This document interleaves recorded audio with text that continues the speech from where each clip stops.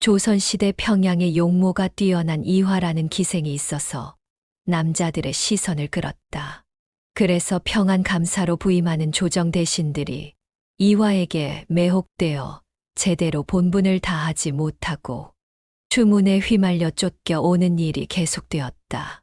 이를 걱정한 임금은 혼자 곰곰이 생각했다. 내 유능한 신하들이 기생 이화에게 유혹을 당하여 폐인이 되니 안타까운 일이다. 그 기생을 누구에게 의탁해 살도록 해야 신하들을 보호할 수가 있겠는데. 이렇게 생각하고 특별히 강직하기로 소문난 허민 참판을 암행어사로 임명해 평양으로 내려보내면서 단단히 당부했다. 아무리 평양이 색향이라 하지만 내려가는 감사마다 이화라는 기생에게 유혹당의 일을 그르치니 특별히 의지가 굳은 경이 내려가서 엄격하게 다스려 이화를 처치하도록 하라. 이에 허어사가 즉일로 출발했다. 평양 근처에 이르러 역졸들을 분산하며 내일 가명에서 만나 암행어사 출도를 하기로 약속하고, 허어사는 허름한 옷차림으로 바꾸어 입고 신분을 숨긴 채 평양성을 향해 걸어 들어갔다. 허어사가 10여리를 걸어 장림숲으로 들어가니 날이 이미 어두워지는데 목이 마르고 피곤했다. 사방을 둘러보니 주막이 모두 문을 닫고 한 작은 오두막집 주막만이 눈에 띄기에 찾아 들어가니 어린 소년이 늘 평상에 앉아 있었다. 곧 허어사가 평상에 걸터 앉아 목을 축일 양으로 술을 시켜 한두 잔 마셔보니 의외로 술맛이 매우 좋았다. 그래서 계속 몇 잔을 더 마셔 술병이 비기에 소년에게 술병을 주면서 술을 더 가져오라고 했다. 곧 소년은 술병을 받아들고 방 쪽을 향해 소리쳤다.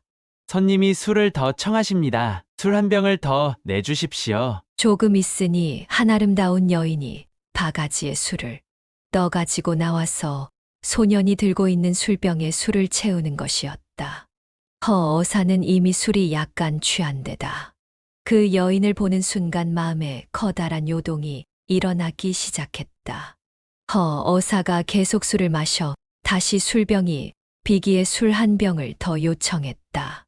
이때 방 안에 있던 여인이 나와서 소년에게 말했다. 얘야, 이제 술이 떨어졌으니 얼른 성 안으로 달려가서 술을 좀 사오너라. 밤이 늦기 전에 빨리 갔다 와야 한다. 이렇게 말하면서 돈을 주어 소년을 내보내고 방 안으로 들어가면서 허어사에게 양해를 구했다. 손님, 죄송합니다만 집에 술이 다 떨어졌으니 손님께서도 이제 딴 주막으로 가보셔야 하겠습니다. 기다리겠습니다. 아닙니다. 아이가 술을 사서 돌아올 때까지 여기 앉아서. 허어사는 여인에게 야릇한 눈길을 던지면서 이렇게 대답했다. 그러고 앉아 있는데 밤이 깊었는데도 소년은 돌아오지 않았다. 기다리고 있던 허어사가 여인을 불러 요청했다. 밤이 깊었으니 하룻밤 자고 가야 할 것 같습니다. 손님, 그러니 진작 다른 주막으로 가보시라고 하지 않았습니까? 집안에 남자가 없고 심부름하는 아이도 돌아오지 않으니 손님을 주무시라고 하기가 매우 곤란합니다. 밤이 더 깊기 전에 얼른 다른 데로 가보시지요. 여인은 난처한 표정을 지으면서 이렇게 말하고 정중하게 거절하는 것이었다.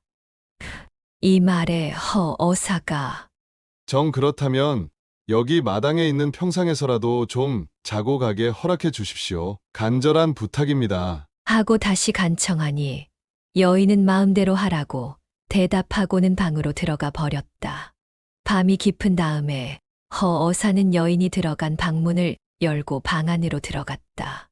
그리고 반듯하게 누워 자고 있는 여인을 끌어안으면서 귀에 대고 가만히 말했다. 부인, 용서하시오. 내 지금까지 부인같이 예쁜 여자는 본 적이 없습니다. 부인을 보는 순간 내 마음을 모두 부인에게 빼앗겨 견딜 수가 없으니 제발 거절하지 말아 주십시오. 이러면서 여인을 더욱 힘껏 끌어안으니 여인이 울면서 수절하고 있는 과부의 절개를 꺾어 훼손하면 이 과부는 어찌 살겠습니까? 죽는 길밖에는 다른 방도가 없사오니 제발 이러지 마시고 나가 주십시오. 하고 사정하듯 말하며 몸을 빼려고 하는 것이었다. 이에 허어사는 간절하게 여인을 달랬다. 부인, 죽기는 왜 죽어요? 그런 걱정은 마시고 나에게 몸을 맡기십시오. 내 첩으로 삼아 한평생 함께 살 것을 굳게 맹세합니다. 내 말을 믿고 마음을 놓으십시오. 이 말을 들은 여인은 온몸에 힘을 빼고 축 늘어졌다. 그래서 허어사는 여인을 안아 옷을 벗기고 마음대로 속살을 맞대어 그 몸을 다 가졌다. 이때 여인은 완전히 무저항 상태로 몸을 내막히는 것 같은 모습을 보였다. 아침에 허어사가 다시 들르겠다는 약속을 하면서 떠나려 하니 여인은 울면서 팔을 내밀었다. 선비 어른, 말로만 한 약속을 어떻게 믿겠습니까? 소녀에게 하신 약속을 지키신다는 증표로 이 팔에 이름을 써주시고 떠나십시오. 소녀 간절한 부탁이옵니다. 이렇게 팔에 이름을 써달라고 요구하니 허어사는 그야 어렵지 않다고 하면서 여인의 팔에 자기 이름인 허민 두 글자를 뚜렷하게 써주고 떠나갔다. 사실 주막의 이 여인이 바로 그 유명한 기생 이화였다. 이화는 조정에서 자기를 처치할 암행어사가 내려온다는 소식을 염탐하여 미리 알고 있었기에 이곳에 주막을 차리고 근처 가까운 곳에 있는 주막에는 이날 문을 닫아 술을 팔지 않도록 돈을 주고 부탁해 놓은 것이었다. 주막을 떠난 허어사는 곧바로 가명으로 들어가서 암행어사 출도를 알리고 자리에 좌정한 다음 엄한 명령을 내렸다. 내 왕명을 받들 많은 조정 관리들을 현혹시켜 폐인으로 만든 기생 이화를 처단하려고 왔노라. 평안 감사는 빨리 이화를 잡아 이 앞에 대령시키도록 하시오. 이러한 추상 같은 명령을 내리니 감사의 지시를 받은 군졸들이 이화를 끌어내어 땅에 엎드리도록 했다. 이에 허어사가 엄숙한 목소리로 이화에게 죄목을 제시하려고 평양 기생 이화는 듣거라. 하고 소리쳤다. 이때 땅에 엎드린 이화가 울면서 아뢰는 것이었다. 소녀 지은 죄가 막중에 형벌을 달게 받겠사옵니다. 그러나 형벌을 받기에 앞서 점하신 왕명을 집행하시는 어사나리께 소녀가 진시한 수를 올릴 수 있도록 은혜를 베풀어 주시면 소녀 죽어도 여한이 없겠사옵니다. 뭐라고?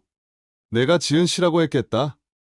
어디 보자꾸나. 이에 관원이 이화가 내미는 종이를 받아 어사에게 올리니 허어사가 받아서 펼쳐보는데 그 시는 이러했다. 이화의 팔 위에 누구 이름 새겼는고 검은 먹물 깊이 쓰며 글자마다 선명하네. 차라리 대동강물은 말라서 없어질지라도 이 마음 처음 맹서 져버리려 하지 않겠지.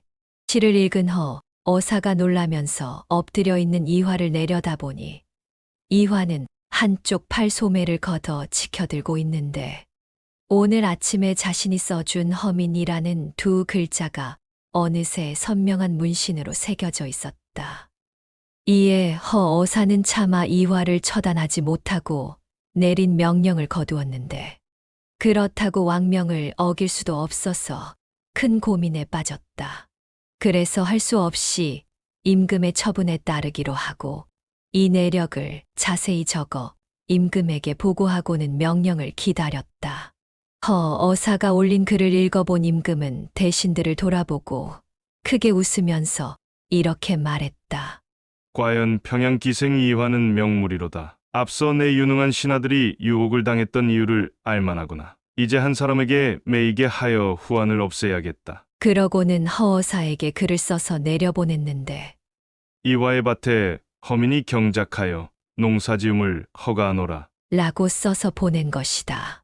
허어사가 처음에는 무슨 뜻인지 몰라 어리둥절했는데 자세히 풀이해보니 임금이 자신에게 이화를 첩으로 삼아 거두라는 명령을 내린 것임을 알아냈다. 곧 허어사는 이화를 첩으로 삼아 데리고 상경하여 성은에 감사하며 한평생 잘 살았다.